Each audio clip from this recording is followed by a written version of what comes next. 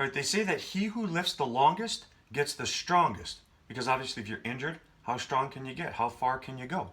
So he who lifts the longest gets the strongest. Therefore, the more sustainable that your training is, the greater potential results you're going to experience over the long haul.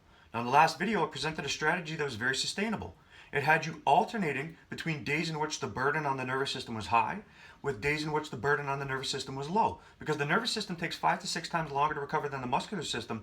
So even if you're training different muscles on different days, if the burden on the nervous system is high all the time, it will easily lead to you overworking your capacity to recover. And if you want to get the best results, you need to train as frequently as possible without overworking your capacity to recover.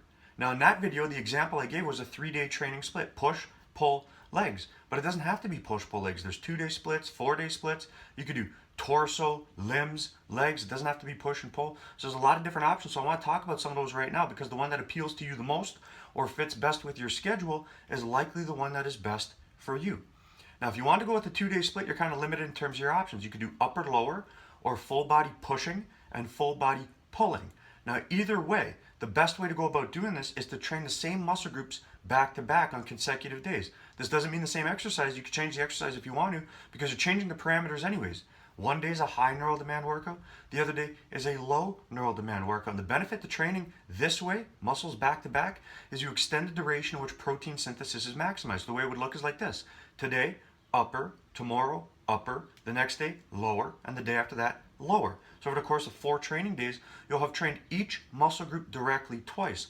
Once with high neural demand parameters and once with low neural demand parameters. The same is true if you do full body pushing and full body pulling. Push today, push tomorrow, then pull, alternating between high neural demand and low neural demand. Now, if you want to do a 3-day split, you can do push, pull, legs like I talked about in the video. And if you go push today, pull tomorrow, legs the next day, then push, then pull, then legs. If you're alternating between high neural demand workouts and low neural demand workouts, over the course of 6 workouts, you'll have trained each muscle group directly twice, once with high neural demand parameters and once with low neural demand parameters. But you could also follow the same format that I just laid out for the 2-day split. You could do push today, push tomorrow, then pull, then legs, and then legs. Or if you don't like that, you could pair the chest and back together, call it torso, pair the shoulders and arms together, call it limbs, and then have the same leg day. So you could go torso today, limbs tomorrow, legs the next day, then torso, then limbs, then legs. And if you're alternating between high neural demand and low neural demand, same thing. You're hitting each muscle group directly twice over the course of 6 days, once with high neural demand parameters and once with low neural demand parameters. You could also follow the same 2-day format. Torso, limbs, legs, legs. Now, if you want to do a 4-day split, things get tricky because there could be a lot of overlap depending on the exercises that you're choosing. But one way to go about it would be chest and shoulders on one day, back and traps on another, arms on its own day, and legs on its own day. So the way the training would break down would look like this. Day 1, chest and shoulders, high neural demand parameters. Day 2, back and traps, low neural demand parameters. Day 3, arms, high neural demand parameters. Day 4, legs, low neural demand parameters. Now on day 5, you don't go back to workout number 1. You go to workout number 2 because it's high neural demand day. And you've already done a high neural demand day for chest and shoulders. So you go back and traps, high neural demand. Then you go chest and shoulders, low neural demand. Then the same thing with arms and with legs.